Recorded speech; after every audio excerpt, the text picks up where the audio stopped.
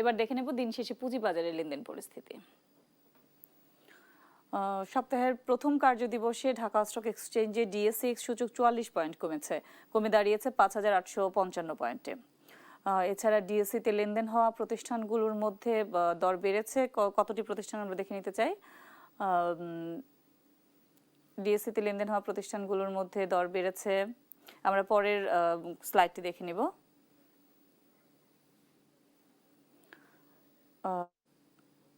যে আমরা অপেক্ষা করছি ডিএসইর পরবর্তী লেনদেনের দর বেড়েছে 98টির, কমেছে 245টির, অপরিবর্তিত রয়েছে 49টির দর। এছাড়া লেনদেন হয়েছে 1000।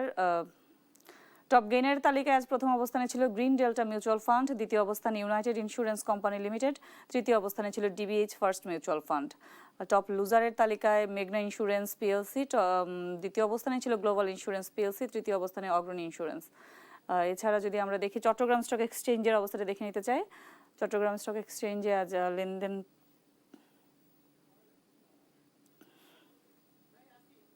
চট্টগ্রাম স্টক এক্সচেঞ্জে সার্বিক সূচক 66 পয়েন্ট কমে দাঁড়িয়েছে 15,748 পয়েন্টে।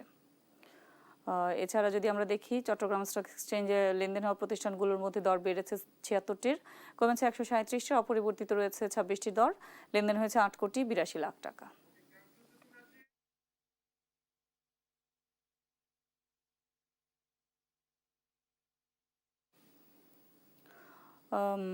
প্রথমেই আছে ইউএস ডলার। কিনতে আজ দাম দর কিছুটা বেড়েছে, কিনতে আজ খরচ হয়েছে 123 টাকা 75 পয়সা, বিক্রি হয়েছে 122 টাকা 75 পয়সায়।